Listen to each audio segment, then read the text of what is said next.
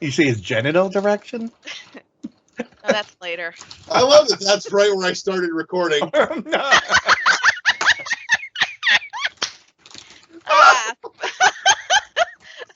There's pre-roll. Found it.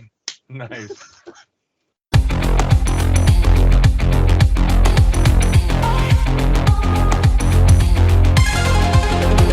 Holding the key firmly in my hands. I'm looking forward, I know where I stand. And this is it, I have nothing to lose. Now is the right time, I'm making my move. Oh, on a high now. You can't bring me down. Oh, on a high now. You can't bring me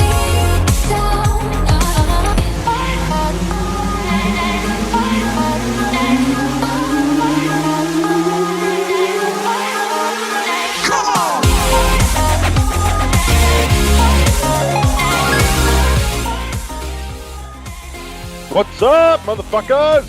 Another episode of World 1-1 Podcast. We're back yet again. Before we jump in, let you know where all you can find us. You can find us streaming right now live on our Twitch channel, compliments of our fantastic streaming engineer. You can also catch us at our home on Podbean at world11.podbean.com, all spelled out, all one word. You can also pick us up on your favorite music services, be it iTunes, Google Play Music, or Spotify. And you can check out all the fun shit that's going on over on their YouTube's channel that Josh has been busting hump on there. So now that all that bullshit is out of the way. Choose your fighter! I am your host, Larry the Bearded Wonder, back finally. Joining me, as always, is Josh the LeGroux. Hello. And Kathy Fancy Pants. What's up? So it's a short crew tonight, and it's probably going to be a little bit shorter show just because we're running late, and it makes it easier for me to edit shit and try and get caught up on stuff. So let's waste no time and get right into it with Oh my gosh! Video games. Kathy. The fuck have you been playing? Well, everyone's favorite, Fortnite. Although I haven't played it since Saturday, and I'm going through Fortnite withdrawal. Oh, this is so bad. But, Did I ever tell you I've played Fortnite? I played it once for 2 weeks, and then I put it down. You did tell me 100% that. completion. Yeah. 1 2-week playthrough, 100% completion. Yeah, you've told me this before. Yep. Yeah. I will Anyhow. leave that joke right there.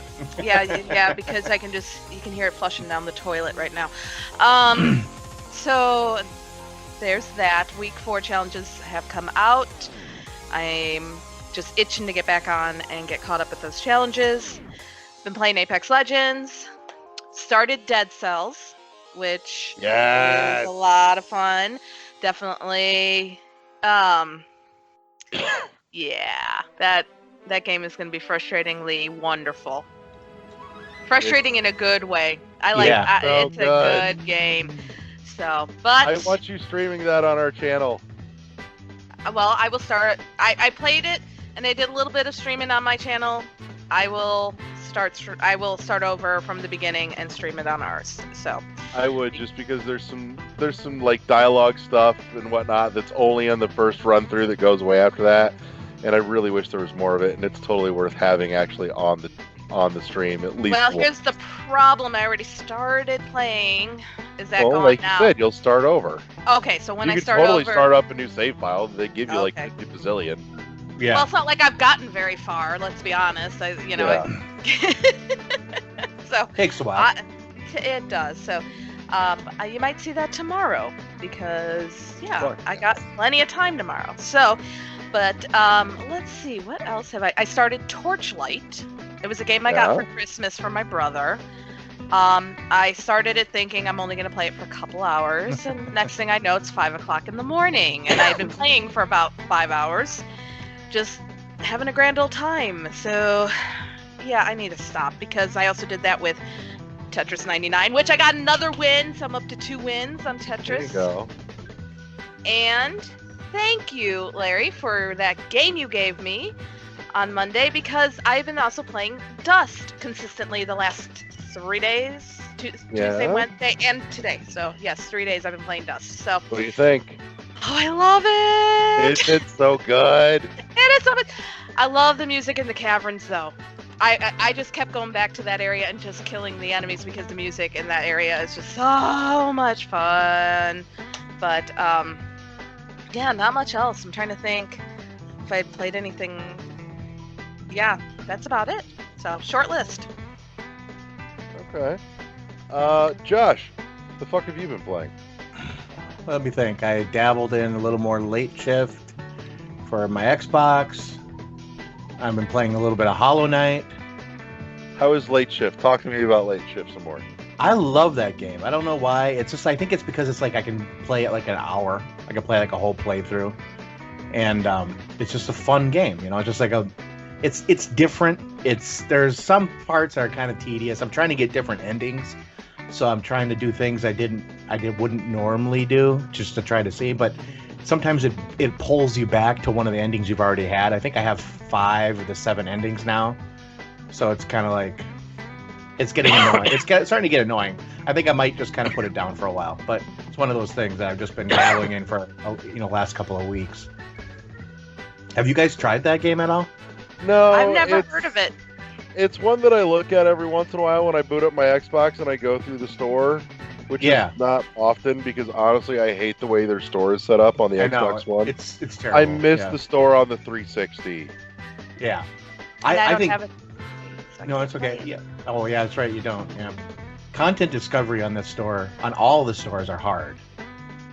But it's just. I don't mind the setup on the Switch. I do wish it was a little better organized, but it's at least reasonable. The store on the Xbox One, though, is a fucking mess to get through. I hate the layout. A lot of times I go on my PC and I'll actually look at the Windows Store that way. Yeah. What else? Not played too much. Played some Tetris 99. I got to 9th place on that, so that for me is pretty good. And I'm just pretty sure they just kind of, didn't really anticipate I was actually playing because I didn't get one line or nobody was attacking me to the very end. So it was kind of fun. I think that's about it. I might have dabbled in a few other things. I did play some Dragalia Lost, Kathy, just a little bit. Just like 15 minutes, though. That's about how much I played, so you're right on track. Yeah, I got to get back into that a little bit because I started kind of getting hooked into it again. Mm-hmm. So I've got to play some more of that.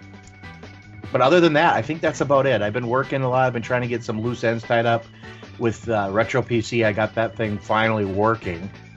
Yeah. To the level that I want it to work. I can't stream yet, and that's one of my projects this weekend. I'm gonna try to get that so I can get it to stream because I know I can. I just have to do some settings and some stuff like that so it looks right. But I'll get it going. So nice. Cool. Flavor Town. Anyway.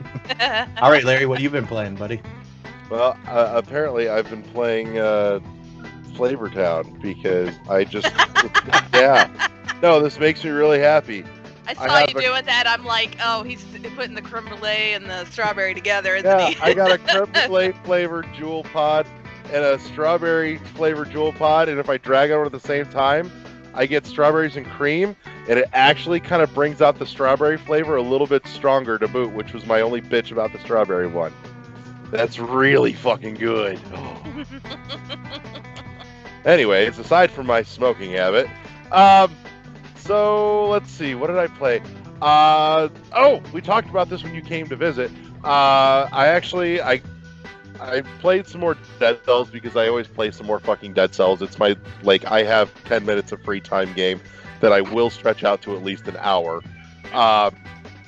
And I was not particularly happy about some of the changes that they made with the Pimp My Run update. Yeah. Because it nerfed a lot of my favorite stuff. It changed the cooldown rules on some of the mutations, and I was not happy about that because I used my traps constantly, especially the Sinew Slicer and the Double Crossbow-matic. are my fucking favorites, and it nerfed the cooldown on those painfully bad. It also made a really weird. I'm not sure how I feel about this. Don't get me wrong. Technically, yes, it's still balanced, but I'm not sure that I like it. The Dead Inside mutation that used to give you 30% more health now gives you 50% more health, except food items don't give you health mid-biome anymore. Okay. Yeah, I'm like, I don't know how I feel about that. Huh. But, yeah, that was fucking weird. So it fucked with 2 out of my 3 mutation mains. It left the other one alone, which was just, double ammo, because I go ranged on almost everything. I love my crossbow-matic and my quick bow are my go-tos. But in any case... those are horrible weapons. I love those. I'm sorry. That game is really just a melee. Just go through and kill everything with your swords and everything. I range the hell out of it. That's the weird thing. Normally, I'm all about melee. I am usually all up in it. Like, you give me a first-person shooter, and I will take the shortest range thing humanly possible. Like, I love me a shotgun. I want to get up in there and get in your face about it. But for the life of me, Dead Cells, I have really... just I cannot stop with the crossbow machine gun and the quick bow. So I like the freeze and then slash them and hack them to death. I would say the like a really frozen ice bomb and stuff. That and I'm the opposite of you. I will always do the range and everything else, but in this game I'm just like, let's hack and slash. Maybe it's because I was playing Hyrule Warriors. Possibly. No, there is like one melee weapon in Dead Cells that I really do like, and I don't play with it often, but I will pick it up and run with it anyways if it ever comes up from time to time. Is I do like the electric whip. Wah wah, that thing is horrible. See, I like it because it fixes my one major bitch about using the bow and arrow weapons. Is that it will go through the shields. Okay, I can see that. Plus, it auto-targets. Okay. Maybe I've been using it wrong. Like, one of the things I really like is if I'm running through and those stupid exploding bat things come at me, it will auto-target those. If they're anywhere just in my general vicinity, all I gotta do is crack it out. They're fucked. So I will have to try using it again because I was horrible at that weapon. There's also a legendary version of it called the Von Richter, which is awesome. Because Castlevania reference. Yeah. That makes right me over happy. my head. It went right over my head. Really? I'm sorry. Yeah, I didn't even know what you were Richter talking joke? about. Yes, I did. I'm sorry. Wow. I'm embarrassed. I'm turning red over here. Fortnite rots your brains. Right. Oh. Fortnite is like filling up on candy before dinner. It's all just junk and no substance.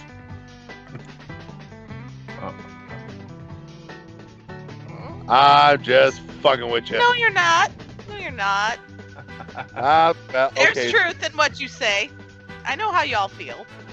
There's I know how you guys truth in it. pick Some of on. it's just I you know how fucking- y'all pick on me in the chat and everything. I know. I need you to start streaming some Fortnite again so I can come in and start like bombing your chat room again. I miss doing that. Yeah, That's one of my great.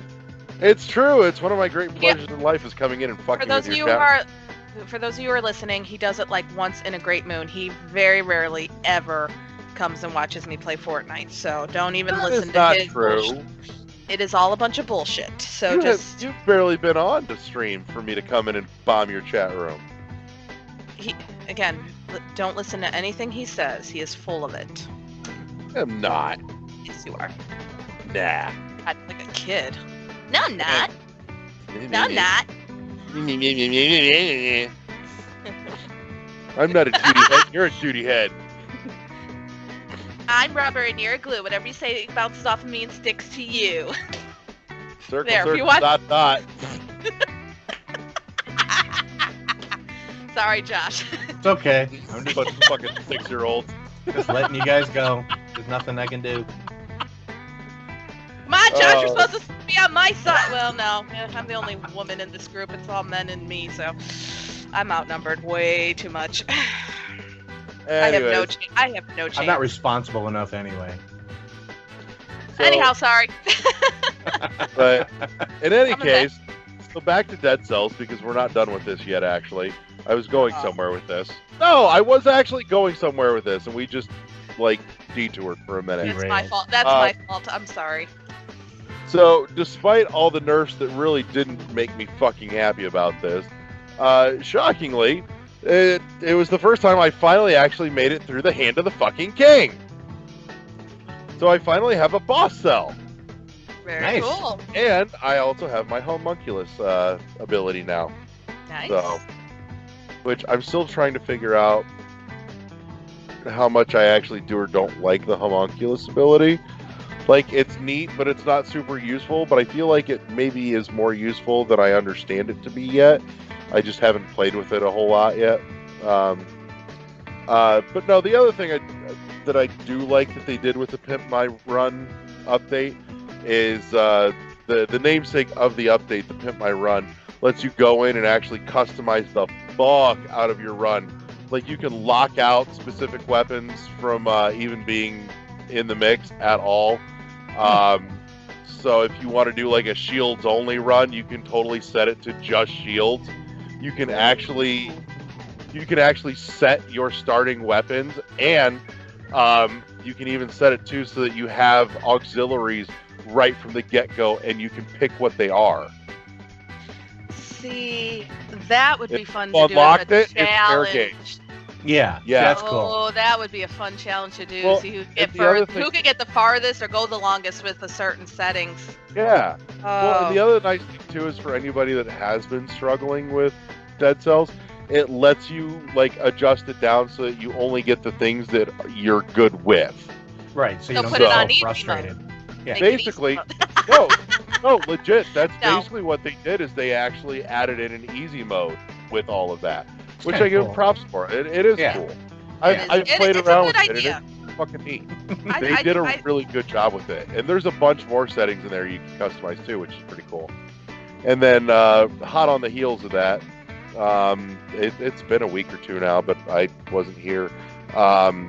Josh, you threw in the chat too the announcement for the first major DLC update for Dead Cells coming. I believe they said this summer. Yep. The Rise of Giant, which was hidden in an Accolades trailer that they put out for the game, and so there's going to be at least one. I think I read somewhere that there's multiple new biomes that they're packing in, tons of new weapons, cosmetics now, so you can actually change up the look of your character, which doesn't do much for me, but hey, it's neat, and why the fuck not at that point. And new boss fights, including the namesake for the update, the Giant. So, which looks fucking awesome. So, that's my tidbits on Dead Cells. I played it. I finally beat Hand of the King. I was a happy bunny.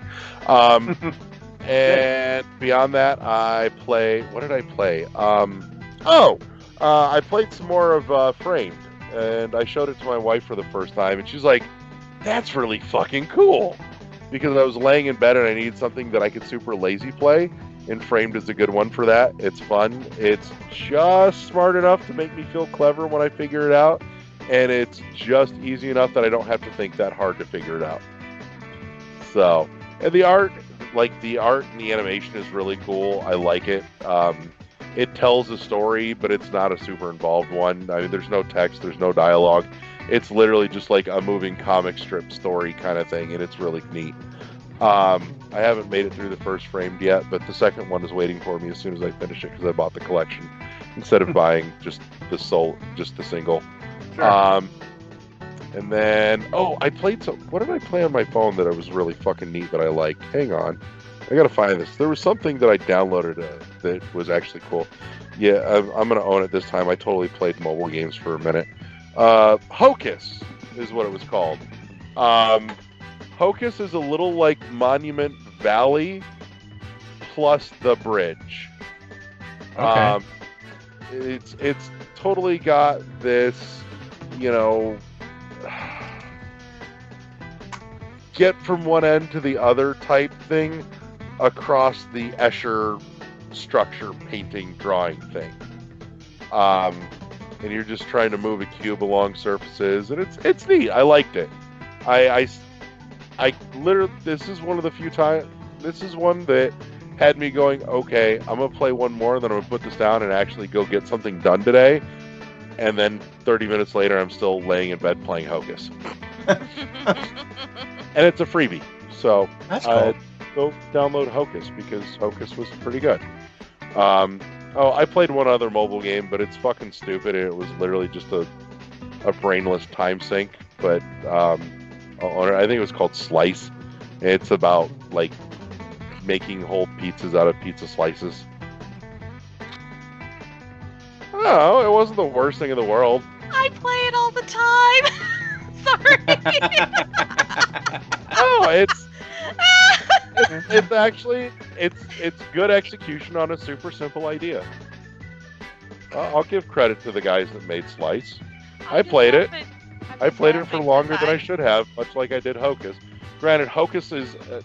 I will say this. I think Hocus is definitely the more intelligent game. Hocus will definitely engage the part of your brain that deals with spatial thinking in very obscure ways, much like any Escher painting drawing would do. But no, Slice was fun. It's simple. It's not the usual like Candy Crush Match 3 shit. Somebody at least had a slightly better idea than that. So, but no, I played some stuff. That's good. It is good. What else did I do? I feel like I played something on my Xbox that I don't remember. Well, that happens to me every time we do one of these. Then I'm like, oh yeah, I played this and this and this. Right. Oh, I know what I was thinking of. It's not that I actually played it. I just booted it up while you were here, Kathy. Was I booted up Bastion on my Xbox, literally for the sole purpose of showing off the 3D feature on my TV, because Bastion looks really nice in 3D. It did. It looked very nice. So, but yeah, that was a thing. And then at that point, it just made me think to myself too, I'm really excited to finally play Hades, but much like The Messenger, my gut tells me Hades is gonna hit Switch. It feels like too much of a shoe-in, so I'm just gonna sit on my thumbs and wait. I also played the I am spending more money on video games game. Dropped the $70 to get my Hollow Knight Special Edition from Fangamer.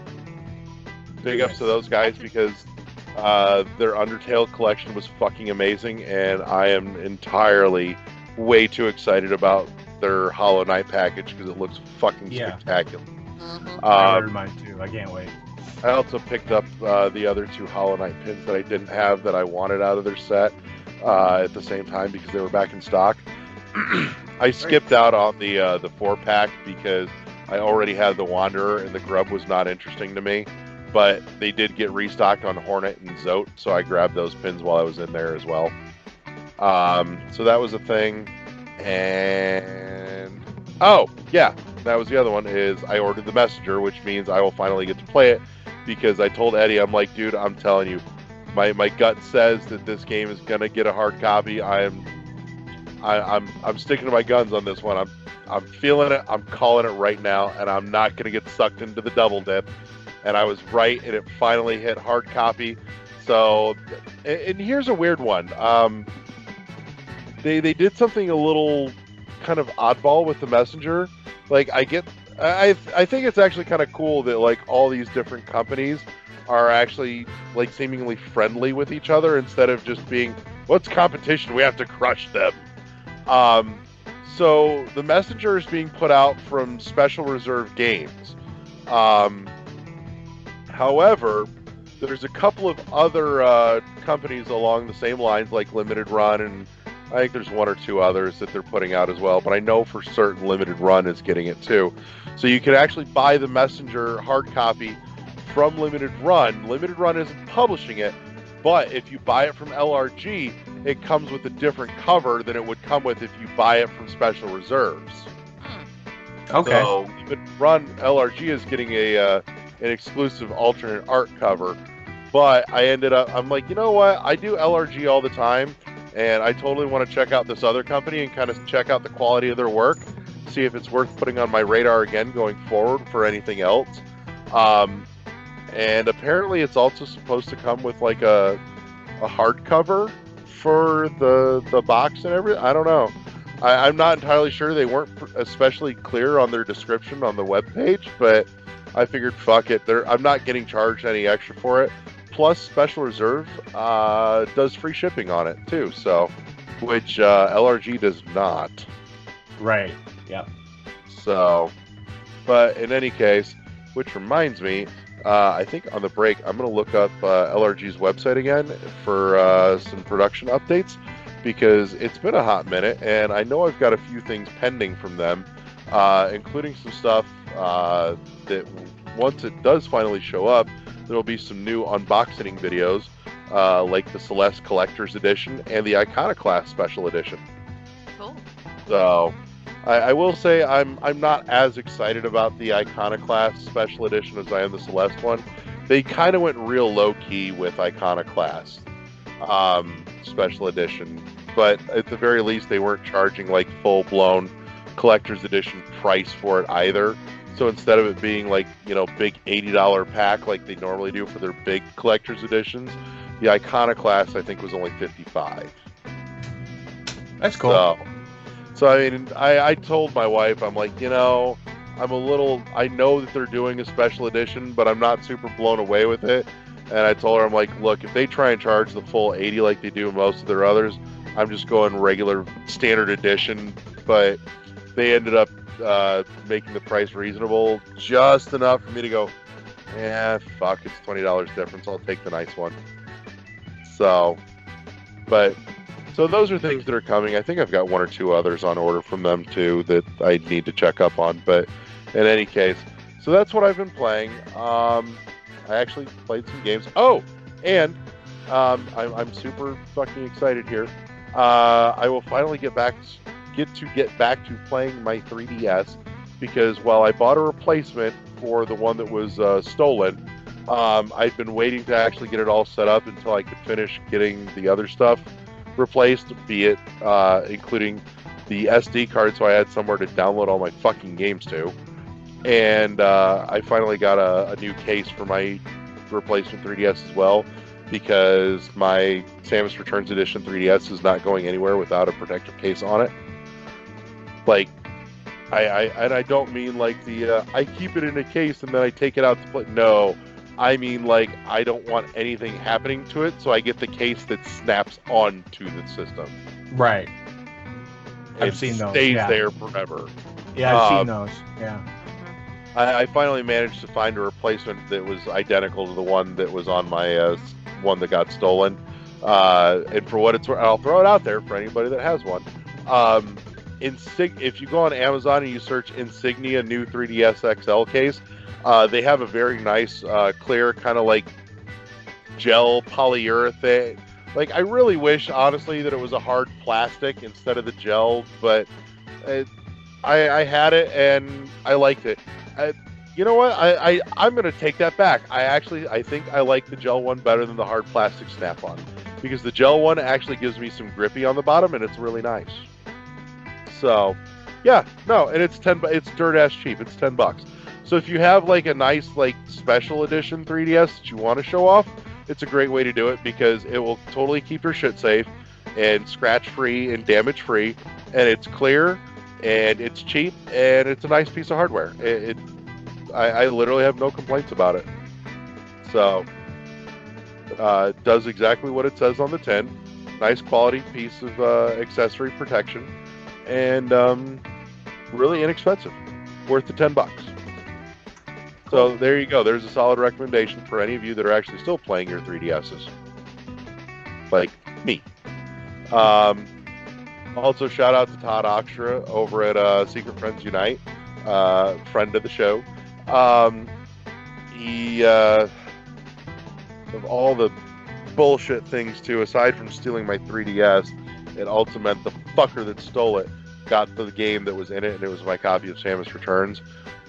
Thankfully, just the cartridge at that point, and Todd was selling his copy of Samus Returns, and so it timed out right. So I got a hold of him, and he's going to go ahead and sell it and ship it to me. So that way I don't have to go pay retail for a replacement. So yeah, that's a thing. But I think that covers what I've been playing. I can't think of anything else that I've missed off the top of my head. I keep thinking I want to get into something that's more long form, that I would have to sit down and really put some time in. And every time I think about it, I get sad because I don't have the time to do that right now. And I probably won't for another month or two. But I know that my time is at least going to come back to me in the near-ish future, which has been way too long. No, I think that's it, though. Like, I keep thinking about other things that I really want to play, and I look at things and go, I'd like to play that, but I know I don't have the time to dedicate to actually get something out of playing it, because I wouldn't be able to sit down for more than 45 minutes with it at a time. And that makes me sad. Yeah. So, but I will say, at the very least, I've come to terms with the fact that right now my gaming time is limited to things that I can do that are in like bite-sized increments. And I'm not really that sad about it, because I keep finding a lot of stuff that fits in there that I probably otherwise wouldn't have screwed around with. It's a big part of the reason why I come back to Dead Cells over and over again, because Dead Cells is basically just bite-sized Metroidvania. So I can get like the big Metroidvania feel that I love, just shrunken into bite-sized version with Dead Cells, and that makes me happy. So yeah, I like those kind of games. Sometimes you just play 30, 40 minutes, and yeah, you get a good experience, and it's over. You can just right. You can just move on for a while. You can play it for 30 to 45 minutes and feel like you actually got something out of it. You accomplished something. Yeah. Right. Yeah, I like that. That was when I was playing like Red Dead Redemption 2, which is also a game I played a little more of this week. Man, you could sink 30 or 40 minutes in that and literally do nothing. Right. You have to minimum like 3 to 4 hours. Yeah, and I just don't have those kind of blocks of time anymore, or right now at least, right, to sit down and do that. And I know that it means that there's a bunch of stuff that just gets taken off the board for me that I would love to play, but just I keep telling myself, just hang in there, because I will eventually get the time to be able to do that again. It's just not this very moment. So I just kind of make a mental list of things that I will play when that time comes. The problem is going to be prioritizing that list and figuring out which one to do first. Yeah, exactly, right? Because right now that list is fucking ginormous. Though I will say, I have the day off tomorrow as well, and I'm thinking, because I was hanging out with a buddy of mine today, and I showed him the Portal wrap, and I also showed him the game theory video on like why portals would fucking destroy the world. Which I love both of those videos; they're amazing. As a matter of fact, I'll leave links to them in the show notes. For anybody that loves Portal already, the Portal wrap is spectacular. And for anybody that loves Portal or hasn't even played Portal, Game Theory's video on the science of portals is really fucking cool. Big shout out to Game Theory for all the really cool fucking like math science episodes that they do. Like, don't get me wrong, I really enjoy a lot of their like story and canon and lore theories, but fuck do I love their math and science episodes. Mm-hmm. Those are some of the best things ever. This is gonna sound cheesy and fucking trope, and I don't give a shit, but I also think too it's a really awesome way to get kids interested into math and science stuff Sure. that otherwise would look at this and go, fuck this is stupid. You know, but Go play Fortnite. right. So Sorry, I had to do it. this is dumb. I'm gonna go play Apex Legends. Mom, can I have the credit card? I need to buy guns for my Shooty Bang Bang game.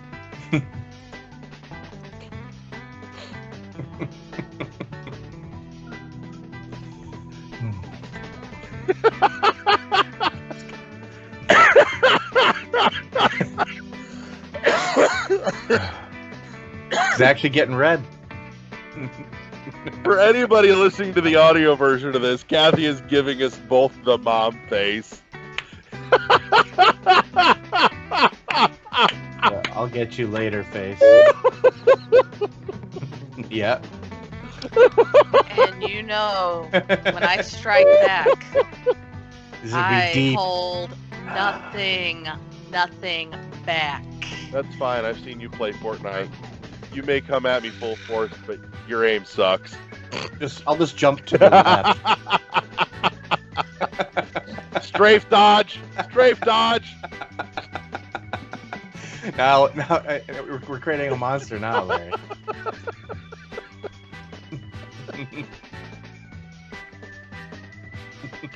That's okay. When Kathy comes at me with all this rage, I'll just use my meat shield.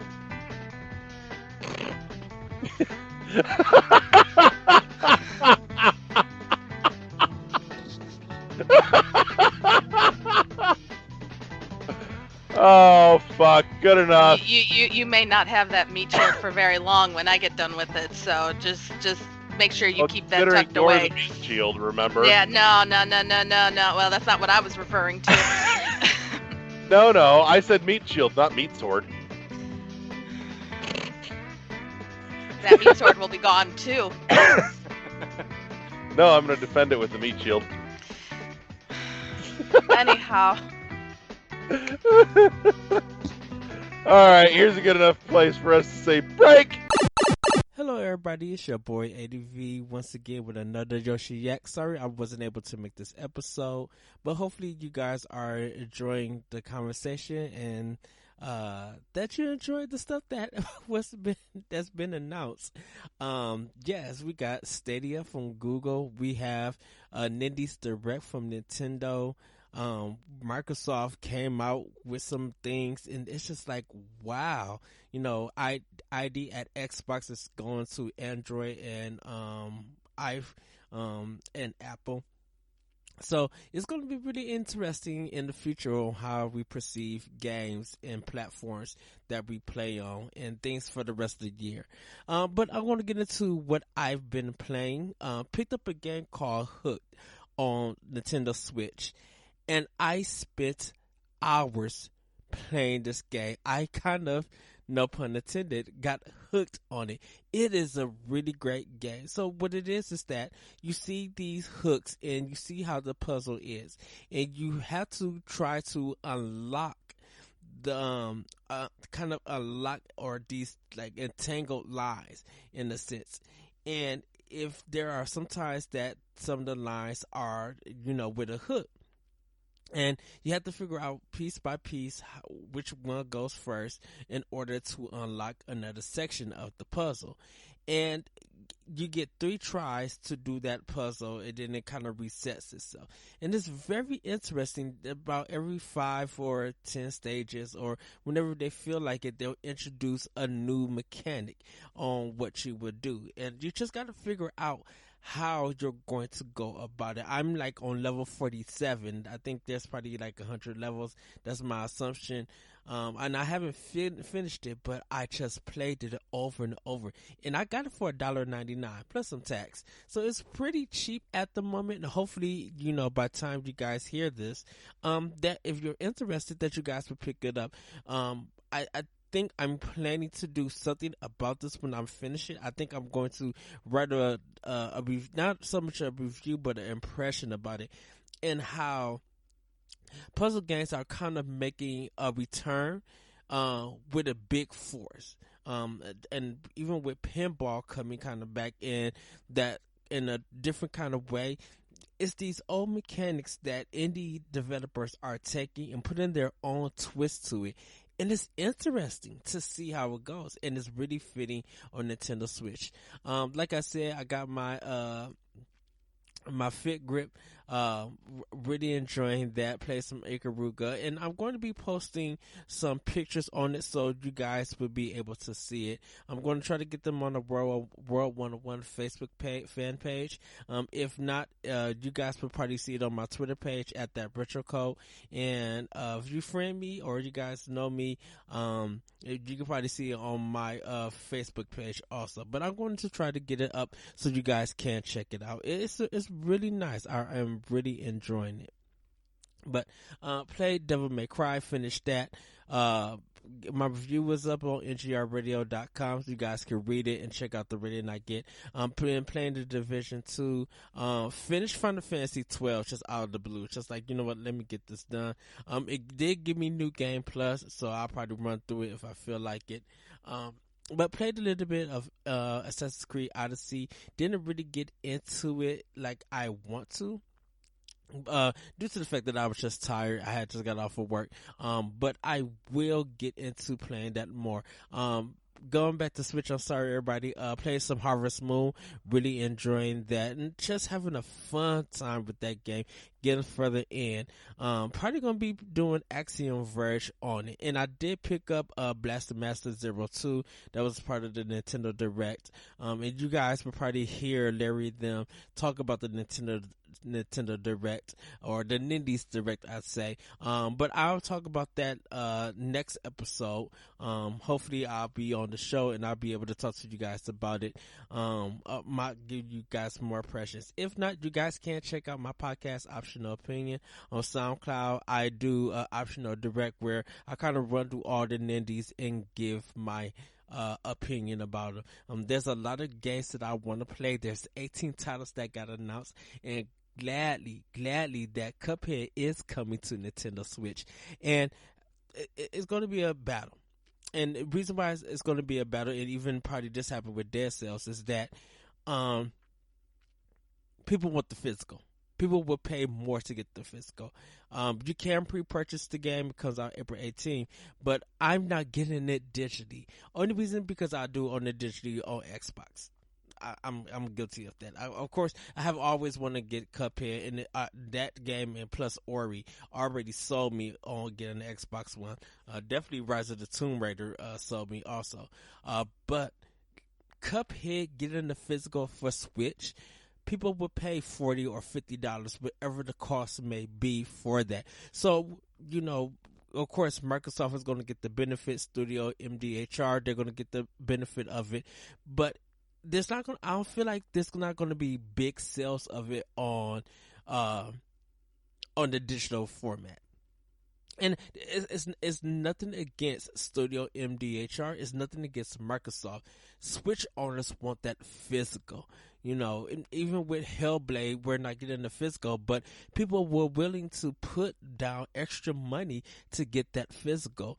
There's something about Nintendo Switch that people still just have a tendency to be like, we really want to show the support. We love digital. We love buying the game digitally and carrying it with us on the go. But we love to have a collection of physical because it means so much. And you kind of just want to show that, you know, with the digital physical on Switch, people are willing to double dip than they will be on PlayStation or Xbox. Now, they're not against those other systems or even PC or anything, but it's just like there's something about the Nintendo Switch that made people want to get physical. Last but not least, that's just my idea. Last but not least, Stadia for Google. I'm planning to have a discussion about it with some other friends for another podcast. But I'm sitting on the sideline for this one. Not saying that it's good, not saying that it's bad, not even saying that it's innovative or like very creative. I don't see it pushing technology further. I kind of see it's just, well, Google is getting to the gaming arena, which is fine. Problem with it for me is that even though it's going to be more of a streaming service, this only fits the PC crowd, and it's going to fit a limited players of the PC crowd. They said that they do recommend like a 25 gigabyte internet connection. And not a lot of third world countries have that. Not a lot of people here in America have that. And I don't know what new games or old games are going to be on it. But if people already own this on Steam, Epic, PlayStation, Xbox, Nintendo, Switch, like if people already own this, I don't see Stadia being the reason to get it on that platform. I don't feel like the 60 frames in a HDR and a 4K is anything new at this point to excite gamers. There's other functionalities that are great, and we can't wait to see them work in practice. But we don't have a price for the platform. We don't have official games that is coming. We know Ubisoft is going to be a part of it because they tested Assassin's Creed Odyssey. Jay Raymond is leading up their entertainment, their first party, because Google going to have some. But we want to see what they're going to offer, how much all this is going to cost, and if it's going to be beneficial to the gamer. Definitely for me, it's not beneficial because like I said, I got a lot of stuff on there, my console gaming, and a lot of indies that probably will come to the console will be on my Nintendo Switch with hopefully a physical something. But there's just something about Stadia that I'm just sitting on the sideline and I'm going to watch how this unfold. I'm going to watch how this gets supported. Not only from indies and third parties, but from first party. Definitely for Google. Google is themselves got to bring them games. The games, not them games. Google has to support this, is what I want to see, and how they're going to support it. So everybody, that's going to be my Yoshi Jack. I want you guys to have a great week, have a great weekend, enjoy a lot of great games, and I'll see you next time on World 1-1 Podcast. Bye, everybody. And we're back. So this is the back half of the show where we either deep dive into a particular subject, or like this week, we make our way on over to the news desk with a little.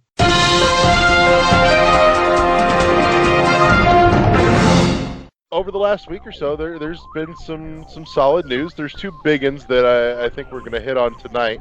The first one being. I think this is probably going to be the shorter conversation, so we'll knock this one out first. Google Stadia. Google is getting into the... I can't even say they're getting into the console game because that's not accurate. No, just streaming anything with Google Chrome. Right, they're getting into the platform game, I guess, is probably the best description. The we pay every month game, I think, is what it's going to end up being. But if you want it, like a streaming service. I don't even know if it's a streaming, like a subscription service. They didn't. Well, they don't know. They don't know. They haven't said, but that's what it's I'm sure that's what it's going to be. It sounds like I don't know. My guess is that they don't charge for the service per se, but that you just buy the games, and if it's a game that you bought for Stadia. To play through Google, that Google gets a cut of it. The way I think it's going to personally be, it's going to be kind of like, they might have like a Game Pass-esque type service where you pay every month, you get access to some games, but then if you want certain other games, you're going to have to pay.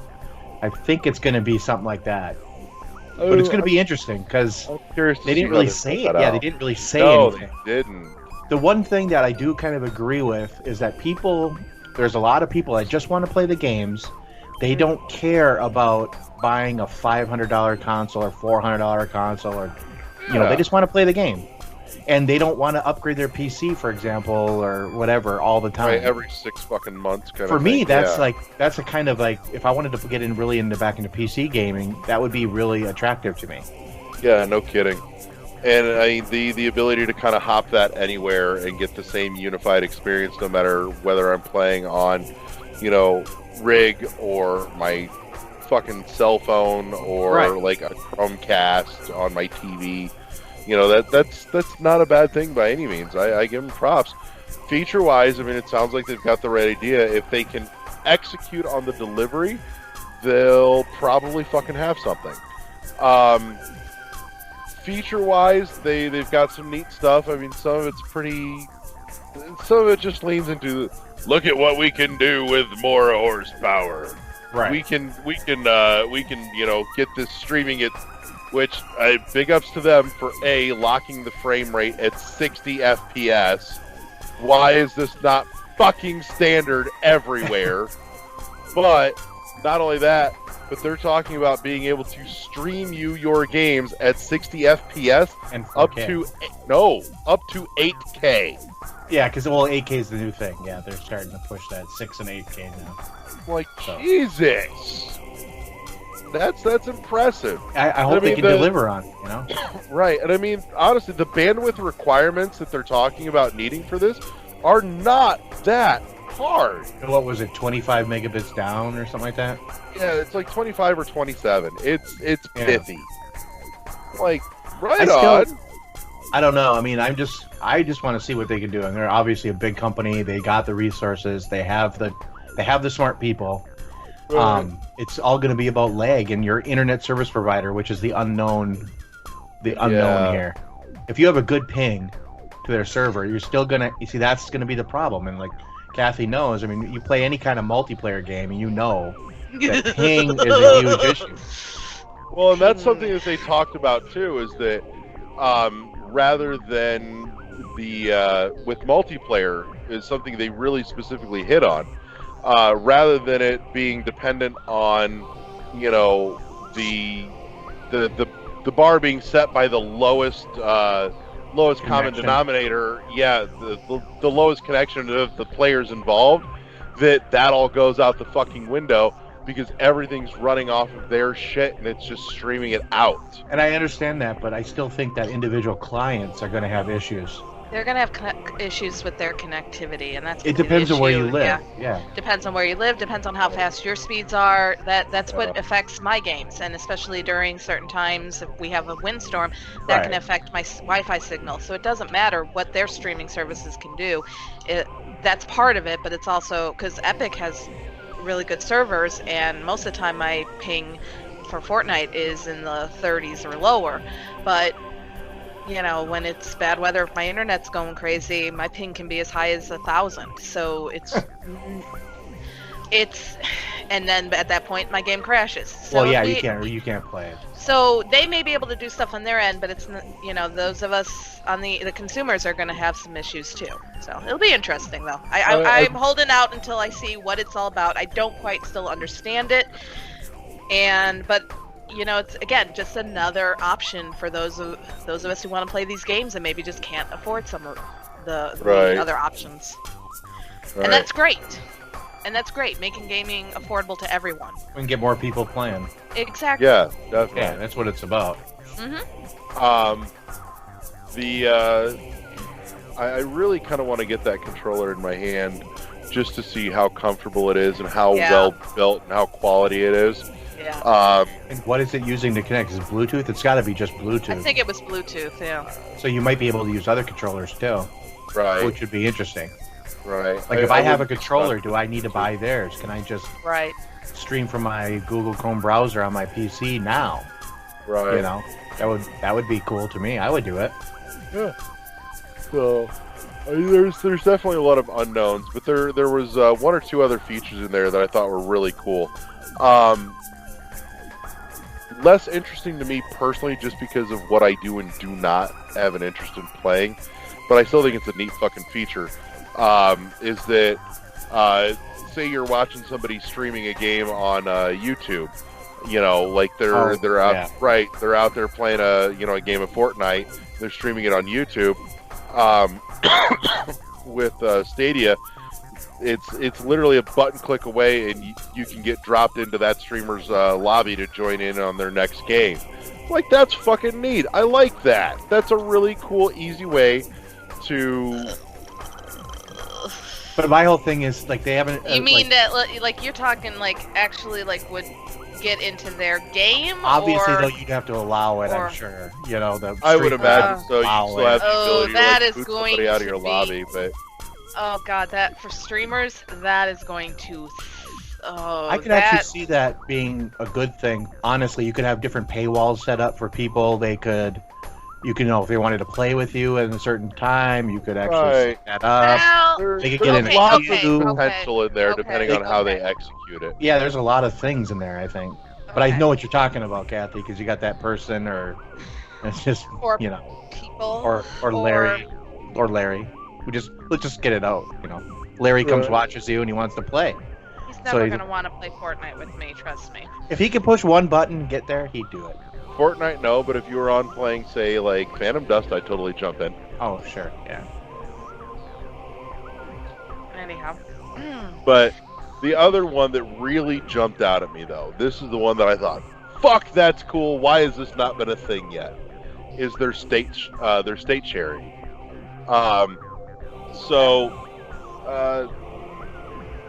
Say for example, I'm streaming out, or I'm playing Hollow Knight and I'm streaming it, right? And some people watch and go, dude, that was fucking awesome. I want to see if I can totally pull that off. Like, I walk into a boss fight, totally unprepared, and like by all rights, I should be fucked, and I managed to pull it off just by the skin of my teeth, kind of thing. And somebody watching wants to see if they can pull off the same, bullshit boss fight setup. You can literally share out your save state from that moment, and somebody else can pick it up and try and run that challenge with the exact same scenario that you did. Like, that's fucking cool. That would be really awesome. I just wonder how that seems complicated though to make that work, but that would be freaking awesome. It's all happening in the cloud. Yeah. What No, I cloud? saw There ain't I no saw cloud. that feature though, and I'm like, that's fucking clever. That's kind of cool. That yeah. is, Yeah. It's a cool Like, feature. that's the one big feature that really jumped out at me above everything else is state share. So, And obviously, the Stadia is a platform, and people are going to develop for it, and they're probably going to Right. develop. Yeah, so it's going to, evolve. So it will be interesting. It's yeah. going to be an interesting thing to watch, yeah. It's going to be interesting to see how that affects streamers, though, too. Like I Right. said, with the ability to join in, even that feature with the, sharing. Ooh. Right. Sorry, I'm thinking. and I would sorry, imagine- I'm not going to get into it because I'm already having my Well, thoughts and I would on it. imagine too Yeah. that it's something that the streamer would Allow. Right. So, But if that would be the thing. Do they It might allow- lead to more yeah. revenue streams and more opportunities for streamers to make That's money not what instead of just. I know, but instead of just having people watch your stream, to having like a million it's people a way. watching. It's another step in being able to further connect with your community. Right. Like I said, I'm not going to get into what I'm thinking because it's just going to extend it too much and it's a lot of what ifs. I just want to see how this works. Yeah. Get my hands on it. I don't want to go into hypotheticals right now because I do see a lot of issues with it as somebody who streams frequently, and I do have some concerns that I hope are addressed later on. But until we see it, I'm not going to get into it. So. But yeah, like I said, the idea on its face is at least interesting. Mm-hmm. So, Yeah. but that I'm for me thinking- was probably the biggest highlights of Stadia.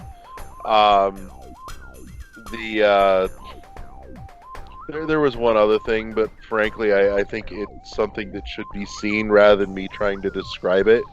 But I'm going to try and at least describe it slightly, and then I'm going to move on. They were showing this thing for, like, on the development end, where you can input an image, even just like a crude drawing, sketch, something out of Microsoft Paint. And the more it inputs, the more different, like, art styles it learns, and it can take your crude sketch and turn it into something like full-blown rendered and playable in a game for a developer. Like, that's fucking neat. So, but yeah. Anyways, so that's a thing.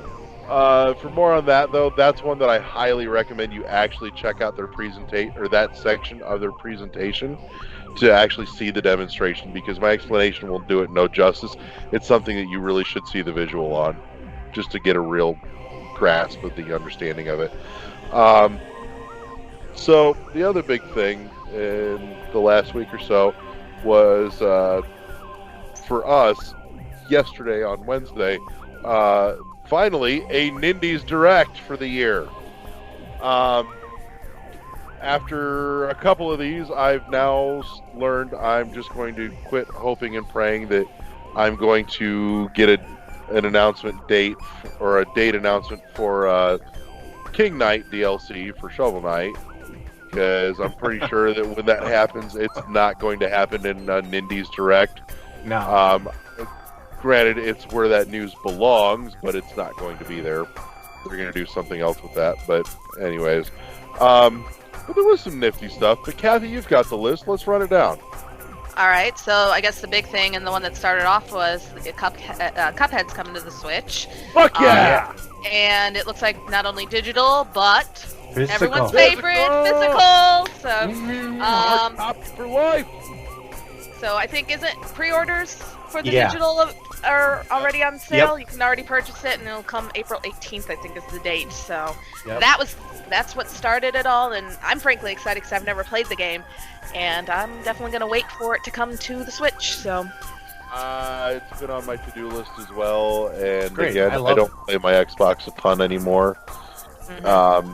So this has me excited because it's finally coming to my platform of choice, which honestly, Cuphead is one that feels like it would It's not made feel. for this. I wouldn't even say it was made for, but it's one that it feels like it fits the Switch library very comfortably and naturally. Yeah. So, yeah, Good game. but so I will say though, Cuphead being an Xbox game, first and foremost, especially for as long as it's held that exclusivity, which is just now coming to an end, I think was good for it too, though, because it put it on a system where a game like that is way more standout than it would be on Switch.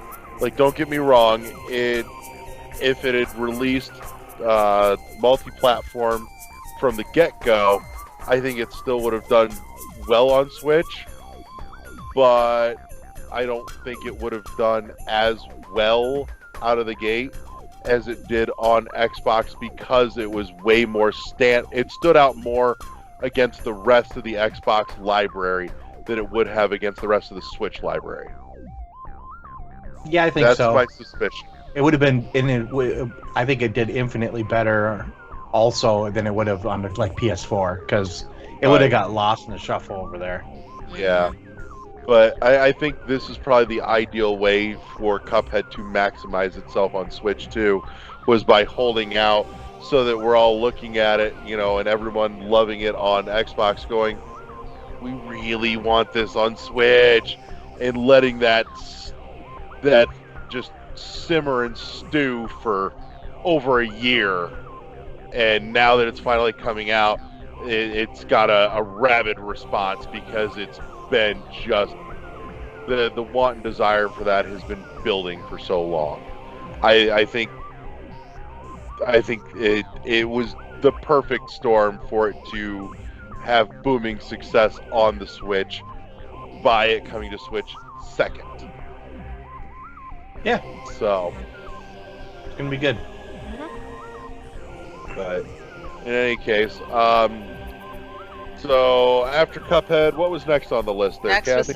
Next was Overland. Overland, yeah. Which was the survival series, horror-based survival, the apocalypse overworld, kind of like an RPG. Yeah. Where you had to go in. Sounded interesting because I think, if I remember correctly, that one you had to go in. You would go into a level and you could do multiple things, but you had to be selective. You couldn't do everything that you would want to. You'd have to pick and choose who to save, what to do, what to get, items. Is this the one too that's that randomly generates every time you play through? Yes, it's Yep. another. They have quite a few of those. Procedurally actually. generated. Yeah, Yeah. it looked interesting. It's a great. I'm not 100% sold on it, but No, but it's still cool. yeah. So, After that, we had My Friend Pedro. Yep. I don't remember too much of that. Blood, bullets, and bananas Yeah. from Devolver Digital. you know, I watched that and I just kept thinking to myself, this looks okay, but I really rather play Shank on Switch. Like, bring me Shank from the 360 and put it on Switch, because I think Shank was a way better iteration on Idea. what they were aiming for. Yeah. Yeah. Yeah. And then after that, we had Neo Cab, which was where you were the last human cab driver in a world of automation, and Yeah. you're trying to survive being human. That looked kind of interesting. You were trying to like meet your friend again or something like that, and this was the only way that this would happen. Yeah. It was kind of interesting. Just an interesting story. I don't know. I'm not fucking sold on this yet. I'm not gonna buy it yet, but I'll keep my I hope eyes they have a open. demo. I hope they have a demo. Right. because I'd this like is to the game try that it. Yeah, I they agree. Put out a solid demo to sell me on. Yeah, I agree. It definitely looked interesting. After that, the Red Yes, Lantern. give me That this one. I'm excited. I Anything love where- the art style. I thought the game was beautiful. Like when I was watching that on the direct, I could not believe how gorgeous this game looked. It looks gorgeous. It looks just interesting. It's different. It's something that hasn't been done before. I mean, who's ever really raced a team of dogs across a frozen wilderness? For the Iditarod. I mean, Yeah, this shit looks fucking amazing. I'm I gonna just hope it I'm a lives day up one on this though. I'm a day Right. one. No, I just hope it lives up to the hype because their trailer was really good for that one. You know what this honestly reminded me of? This looks like it could totally feel like it's related to Firewatch. Mhm. Oh really? Yeah. Okay, I thought it more looked like The Long Night. Did you play that one on Xbox? No. It was in game preview. I think it still might be there. It was Okay. also on PC. It's like almost exactly the same art style, but it was like a survival game. And you had to make a fire. You had to keep warm because it was like everything was covered in snow and ice. And if you got too far away for too long, you needed food. It was kind of very interesting. I only played the game preview version of it, so I got it for like an hour or 2 hours or whatever it was. Okay. But this one reminded me of that a little bit. Interesting. Just the art style, I think it was more than anything. Right. But I totally see what you're saying, Larry. It is like that Firewatch type. Very narrative heavy, focused on a single person, but you might run into somebody every once in a great while kind of thing. Right. Most of the story feels like it's probably going to be told by the character talking to themselves. Right. Like I do in real life as well, talk to myself all the time. Now, as long as you don't answer back. Yeah, I answer. Yeah. Yeah, well, As long I as don't you hear don't the answer voice out lost loud. cause. I don't You're hear fucked. voices or anything. I'm just like talking to myself going, yeah, that's a good idea, I tell people all the time I talk to myself because I need expert advice, and I'm the only one I trust. Let's see, what was next? Darkwood. Yeah, I want this one too. It kind of reminds me a little bit of like a better Minecraft. Sorry. Kinda. I just the concept of it. It's not it's not the blockiness, but the fact that it's very similar to how Minecraft starts out if you play on those Survival. survival. It's you got to go out, harvest your materials, and then when dark comes, all the bad things come out, like in Minecraft. So Yeah, survival horror game. I mean, I kind of like the idea of it. They're procedurally generated, and you can't like. it's a free world. A free Right, world. it's not yeah. a linear way through the woods. You have to find your way. It's kind of cool. Yeah. So let's see. We have Katana Zero, Oh yeah, I like this one. action platformer. Where you I wasn't too crazy about it. I mean, it's one I'll try, but Katana Zero, I really want to get my fucking hands on. Is I it am the one excited one about hit this. die, but then you literally yeah, rewind it's a death. the Yeah, and then it rewind- rewinds it. Yeah, to the next or to where the last save point was, or wherever they're. yeah, respawn level point. or whatever screen. I don't know, whatever they do. Yeah. Like, I like the art style. The action looks like quick, and it feels like the combat actually has a nice what's the word I'm looking for here? Cadence, maybe. Yeah, it also I like the added effect, the visual effect there. That, you know, when you're actually connecting with somebody in combat, like the screen actually kind of like snaps and jerks, like you're feeling it in a more visceral way. So it ties, like I can imagine that those are points where, you know, you'll feel the rumble motors go off, but then that screen shake gives it a little more visceral response feeling. So that looks really fucking good, though. I am totally fucking on board for that right away. I kind of like the idea that after each mission, you go back to your therapist and you talk about it, and then you get a shot of whatever she's giving you. So, are you really having this? Or is this kind of like Or these hallucinations, or what is it actually? You know, still kind of a cool idea. Let's see. After that was Rad. Yes. Interesting. A lot of post-apocalyptic games are coming out. Right. Like. Now, that being said, though, Rad has something going for it that most of the others don't. Yep. It's Tim got Schafer. fucking Tim Schafer. Schaefer. So. Double Fine making them fine ass games. Yeah, they've never really made a bad game, have they? Yeah. I mean, the closest you probably get to that is Brutal Legend, and Brutal Legend wasn't even necessarily a bad game. No, I thought it was good. Yeah, it was good. It just, I think it got billed as being something other than what it was, and so you went into it expecting one thing and got something else, and then got upset about it. But no, Rad looks really pretty. I like the art style. I like the whole, like, you leave a trail of like grass and flowers behind you on a barren wasteland rather than running through, you know, and like killing off everything where you walk. And the whole like character mutation customization thing looks really fucking cool. Yep. So then we had Creature in the Well, which Now was about the pinball one. Yeah, I didn't even know that was like a pinball platformer. Yeah. Oh, we've got a pinball Metroidvania, which is why you should go play Yoku's Island Express. But yeah, Creature in the Well looked really fucking neat. Interesting, anyway.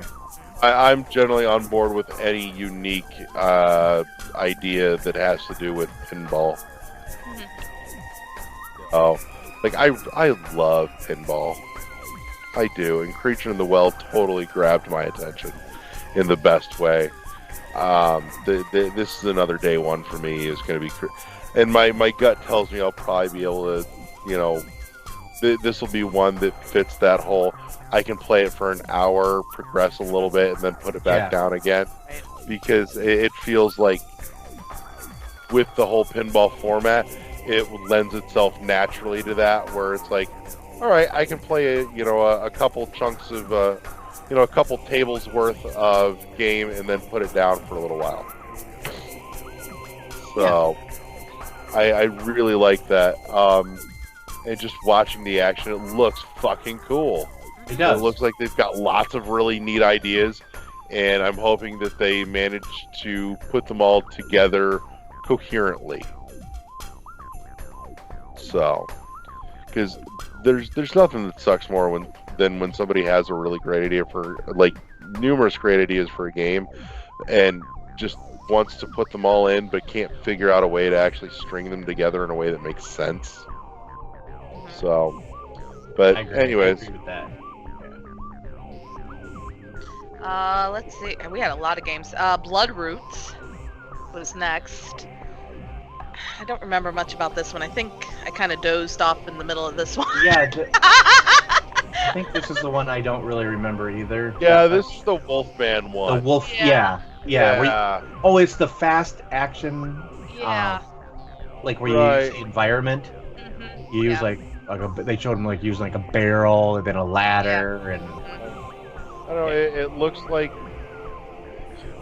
like basic kind of gauntlet style run around, hack and slash. And I'm sorry, this just did not move the needle that much for me. This might be a fun mindless one, but I don't see anything substantially unique enough aside from just the ridiculous art style, or the ridiculousness of the game, plus the art style. And I'm sorry, there's so much stuff out there where that is literally like the bare minimum anymore to try and get my attention. There's so many others that have so much more going for it right off. Tell me there's a fucking fun story in here, you know? And this is one where I could see the story being worth getting into, because if they put a good story in it, the only way for it to have a good story is for that story to be completely fucking absurd. Right. But in, like, the best way. Yeah. So. Let's see. After that was Pine, the action adventure game. Spell that. What the hell was the spelling on that? Pine. He is in Paul, like pine tree. Pine tree. That's right. Where you're like a human and there's all these animals and it's kind of... Yeah. Yeah. It looked interesting. I'm not going to lie, the animal hybrids are really cool.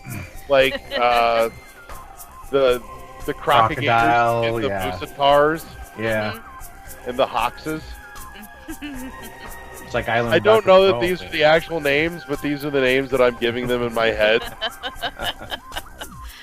Yeah. No, it had a neat art style and it looked interesting. It's one I want to try it before I actually buy it. Super Crate Box. I think I fell asleep during this one too. If I remember right, Super Crate Box has been around for a while on PC. Yeah, I believe so. Really well. Yep. Yeah. So, if I remember, but yeah, I have recollections of this being one that's been really big in the indie scene on PC. So, I'm pretty sure this is basically one where they looked at it and went, "This is a fucking no-brainer. We need to have this on our platform." Right. So, the question is it in that window of time where it's old enough that nobody's angry about, potentially double dipping on it, but still new enough that there's enough excitement around it still for it to do well when it drops on Switch? Right. Be interesting to see. The next one I'm excited for, Nuclear Throne. This looked fun. Where it's again another post-apocalyptic game where it's a top-down shooter, and you keep mutating to make yourself. Yeah. I thought the mutations were pretty freaking awesome. So that one looked interesting. It looks fast-paced, fun. I don't know if I'm 100% on board with this yet. It's just, I don't know. It looks a little... I'm struggling to see it being more than just uninspired. It's not to say that it's not good. It just, at a glance, I don't see anything that really screams at me unique idea that's all its own. It's kind of like a bullet hell meets a Robotron meets a shmup kind of. Mm-hmm. Kind of a weird. Maybe. I don't know. I'll just see. I think honestly, for me, price is going to be the biggest factor on whether or not I pull the trigger on Nuclear Throne. Sure, I can see that. It's got to be the right price point. Like $10. I think 10 would be the max for me. I'd probably feel okay about it at 8, and it would probably be an easy call at 5 to 6. Okay. So it's one of those that will probably be more expensive than I'm willing to pay for. So it'll just get put on my wish list, and it will sit there until it's on sale. Yeah. Probably some of this stuff for me too is like that. Right. But yeah, what else we got? What's after Nuclear Threat? Lamb Beer Arcade, which I guess is going to be a collection of like games, and that'll grow like a growing catalog, and they're going to have Yeah. Yep. So, nothing special, at least in my mind. I don't know what you guys thought. About the same, actually. I'm like, I've seen it, done it. That's neat, I guess. Yeah. Okay. All right. Might be good for kids. I think it'd be great. Yeah, for that. Swim Sanity. I kind of like this idea of this one. Mm-hmm. It could be 4-player co-op, kind of. Can do versus. Yeah, just a bunch of different modes, a bunch of different. Like, it just seems like fun. Mm-hmm. I'm all for that. Then Blaster Master 02. Which you can get right now. Yep. We talked about this a little bit before we started. Now, Josh, you were asking me about the first one. Yeah. You said, did you say you played the first one? I started it, played it for a little bit. It didn't really hook me. Are we talking about the NES one? No, the one for the Switch, Blaster Master Zero. Okay, never played that one. Okay. Yeah, it came out with the launch of the Switch, and basically did really well because it was like one of the only few games you could really buy when it came out. Right. It's not a. The first one was not a bad game. Bad game, but and Eddie and I talked about this 2 years, 2 years ago when the Switch came out. And I did pick this up. I held off on picking it up. I didn't get it at launch, but it wasn't that long after that I grabbed it.